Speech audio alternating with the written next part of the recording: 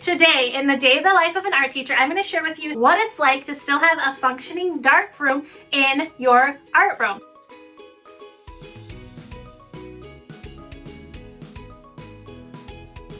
Good morning. It is currently 4:30 in the morning and I'm getting my shoes on to do my interval training workout that lasts about an hour. My daughter was up about 3 or 4 times last night, so even though sleep sounds really good right now, I know that this workout will give me what I need to be able to get through the entire day. So I just got done with my workout. If you are not getting up like 30 minutes earlier and doing one thing that you know you need to do but you're not doing, I highly recommend starting. My partner, who is a phenomenal partner, and I don't know how anyone does this without a really great family, supportive family and partners, but he whipped up all of my meals for me this week because I was at school grading for 7 hours. So eggs, avocado. So it is 7:30. I just pulled into my school's parking lot and dropped my son off at school. Hello, my name is Tasha Newton and I am a 6th through 12th grade art teacher in rural Wisconsin. This is actually my 12th year teaching art, which is pretty amazing. But I actually have only been teaching art at this level for 2 years. I spent 10 years teaching art in the elementary school. Make sure you like and subscribe to the Art of Education University and follow along. I just got to school and I wanted to share with you a couple tips and tricks so you don't have to make as many choices through the week as we do as teachers. So on Sundays during nap time, I always do my meal prepping. So in my fridge, I have all of my lunches. On top is where I have some additional snacks. So like dates, bananas, almonds, and then I don't have to think about it. It's already there. You don't have to plan it. You don't have to rush and grab things in the morning. The other thing I highly recommend is getting yourself an obnoxiously large container for water. So this is a gallon water jug, and I try to get through this throughout the entire day. And I just poured into another container so I'm not having to carry this around. Anything to prevent making excuses to not get nutrition into my body, to not get water into my body, I try to avoid. So if you haven't noticed yet, my classroom does not have windows. But one of the plus sides about not having any windows is you'll notice I have black paper over my window. This is actually so we can turn the entire classroom into a camera obscura, which is one of the first units we do in photography. I'm gonna take you into the darkroom. What's really nice about this darkroom is that there's 2 doors that you go through to get into it. So if I have students working in the darkroom, but I have another student that needs to get in there for some reason, they can close this door to open up that door. Let's go check out the darkroom.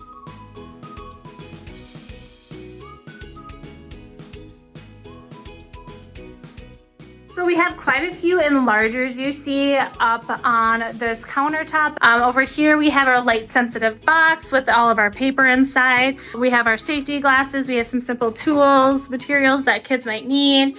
And then on this side of the room, we have our chemicals for developing those prints. So recently students are just creating some contact sheets of their prints. I'm just using some donated paper that someone gifted us, and it's always kind of a mystery to see what you're gonna get. Super fun space. I do have quite a few safe lights. I have 2 up in the ceiling here, and then I just got these 2 here, and then the other red one. So that's been really helpful. I'm excited to get one of my students that is colorblind in here because I've had 2 students take photography that are colorblind, and neither one of them can see anything in the darkroom. So I'm trying to figure out ways to allow them to be a little bit more successful in here. This is kind of my photography cabinet. We're very lucky. We just became 1-to-1 with digital and film cameras. So my students each get a digital camera checked out to them at the beginning of the year. We go through like exactly what the bag should look like, what should be in the bag, and then each bag is numbered and it just has like a color-coded duct tape on it. I also recommend, this is a checkout app. I can just scan this QR code and I know exactly who has that camera, because you know how busy your day gets. You're not sure, like you have people coming in, borrowing things all the time. Putting a little QR code on those more expensive materials like the iPads, my Prismacolored pencils is a great way to keep track of those materials for students. And we also have film cameras. That's what students are working on right now, and they're having a really good time with that. What's nice is the film cameras, most of them are also Canon as well. So understanding like how to use manual and stuff is very similar transition from the digital to the film camera. Another thing I wanted to share with you that I'm really loving this semester too is I've started using the app called Goose Chase, which is basically a scavenger hunt app. I love using the Goose Chase app for our weekly photo challenges. And they upload those photos right to that app. And what's fun is that kids can see the photos that the other kids are posting. It is first hour photography. Students are working on film photography right now. So we have some students developing film. We have some students enlarging their film onto paper and developing paper. So let me share with you what's happening. Oh, that's creepy. Okay. This is the only time I will tell you this story. And this is a story you will not want to miss. Last year, during photography, it was literally, oh, hold on, I'm getting a phone call. This time of the year, last year, we went on a field trip to do our landscape photography. Some students chose to do it with film cameras. Now, let me tell you what this student photographed. The student was out photographing the pond. So at the bottom was water, and then there was a line where the water met the ground, and then there was trees, and then there was the sky above, okay? This is what should have appeared on this photo. I really need to get better at my evil laugh. After they developed it, they came out to the classroom to tell me something really strange happened in the darkroom. You have to come look at this. So I walk into the darkroom expecting to see, you know, like a fingerprint or maybe like it didn't develop at all. Because as you know, when you were developing in the darkroom, things happen. It doesn't always work out, right? That is not what I came to see at all. What I came to see in the darkroom was the most terrifying image I have ever seen as an art teacher. Oh, hi. This is where we develop all of our film. So when students are ready to come over and develop their film, they grab their tank, they can use these 3 things, and that's how they develop their film. So I'm currently developing some film right now. All right, so we have students loading their film in their tanks so they can be developed, and we have these dark bags that are kind of fun for the kids to use because they literally can't see what they're doing. So it's a fun little sensory activity for them. So we have a student here developing some film. They loaded their film on the reels and placed them in the tanks yesterday, so now they're working on developing. One student that just finished developing, so let's see if they got anything on their actual film. This is the most nerve-wracking part of the whole thing. Ooh, I see stuff. Yay! We're just putting it through the photo flow, and then we're gonna go hang it up for it to dry. The first film was successful, which is very exciting. That doesn't always happen. This is our students' first test strip, so this is the first time they've used the enlarger to make their print. Oh yeah, that's looking really nice.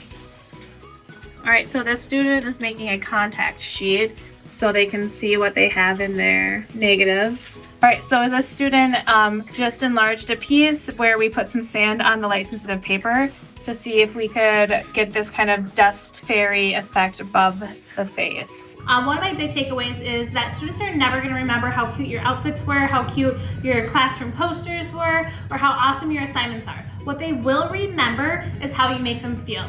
So when they're in your classroom, developing that safe space, making those relationships with your students is going to be so much more important than all of that other stuff. So always put that first. Put all of your energy into that, and all of the rest of it is gonna fall into place. So this is a check-in. I have digital art right now. So we are learning about the program Procreate, and students are just doing tutorials to kind of practice using this new program because they have not used it yet.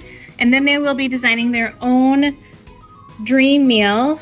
So I have ceramics 2 the same time I have ceramics 1. Right now they're working on either creating a fountain or a light, but they're also creating their own stamps. So they're using Tinkercad and our 3D printing machine. So this is just a check-in. I have painting in here right now. This is 4th hour.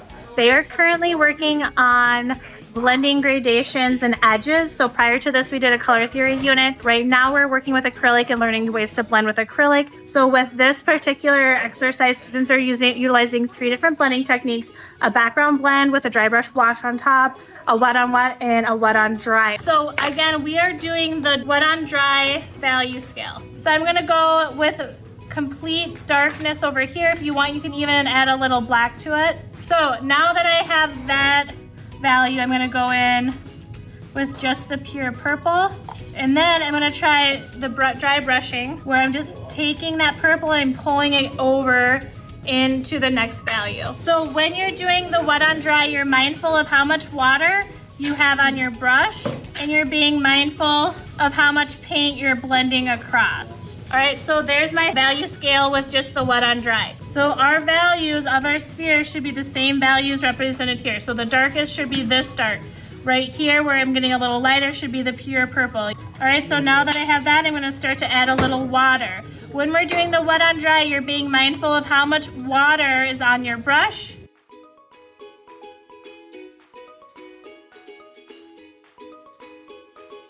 Checking in, I just had lunch. I actually had a kid-free lunch, which was really nice. Usually a lot of times I will have art club in my classroom, or I will have kids working on things in my classroom during lunch. So it was nice to just get to sit down with some adults and take the time to catch up. That doesn't happen a lot. So if you aren't yet, make sure you're making a kid-free lunch for yourself at least once a week. It is a must-have for that energy level. I'm also the advisor for Art Club and the advisor for National Arts Honor Society. The way I do that, because it's a small school district, so a lot of the students in my art club are also part of National Arts Honor Society. And if they are a part of National Arts Honor Society, they're required to meet certain volunteer hours and maintain a specific GPA within their art classes. It's very easy to be a part of.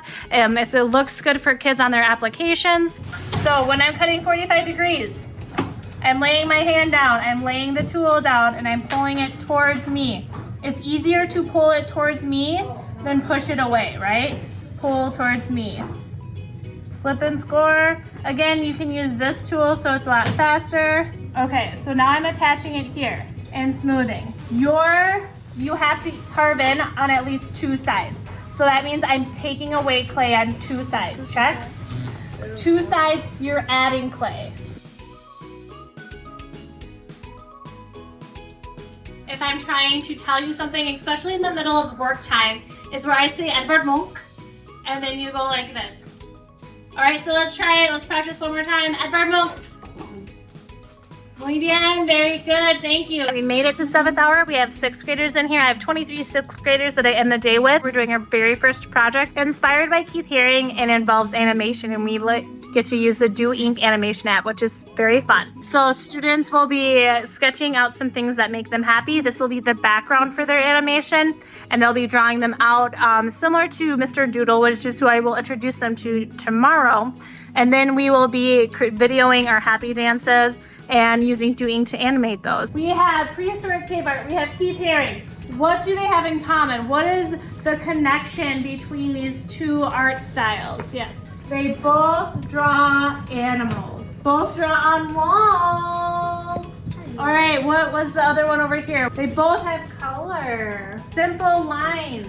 So I drew 6 sketches of things that make me happy. Once you start getting those 6 objects drawn in, you're gonna start filling that space even more. Just like Mr. Doodle does, just like Keith Haring does. Once you have your entire paper filled with objects, then you can start outlining. All right, we just made it through the day, and I'm gonna go get a quick run in on our treadmills before my son and I head home. And when we head home, I will show you where my second job begins. All right, just finished with my workout. Not quite heading home. I have to head into town to grab ice cream treats for a PBIS reward for our students, because of course I'm on the PBIS committee as well. So then I will head home. Today was actually a really good day. It was one of those feel-good teacher days where the kids brought it. They were really respectful. They were really focused. My art teacher heart is completely full today. All right, we made it to the end of the day. The kids are asleep. I got a 2-mile run-in right after school, which gave me the extra energy I needed to get me through the last few hours of the day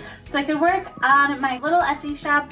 I created earrings, and I started by just creating these for myself, and then they became popular, so I ended up creating an Etsy shop, which actually helped fund my Art of Education University Master's program, which is pretty phenomenal. But I highly recommend, if you don't have something on the side that allows you to get out all your creative thoughts and allows you to make a little bit without feeling guilty, you should definitely start doing something just for yourself, because we as artists need that time to create and make. Organization tip for you, this cart was purchased from Harbor Freight. All of these little things you can purchase at any kind of basic hardware store. Really easy peasy way to organize all of your supplies for your shops. And then on the bottom here is where I place all of my items for packaging. Then also if I'm doing like a little craft fair, I can just pop these off of here, stack them in a box and bring them with, and it's a real easy way to transport them as well. I would like to thank the Art of Education University for highlighting my day in the life of an art teacher. And if you haven't liked and subscribed to the Art of Education University, you should definitely do so now so that you can follow along and see a lot more art teachers like this.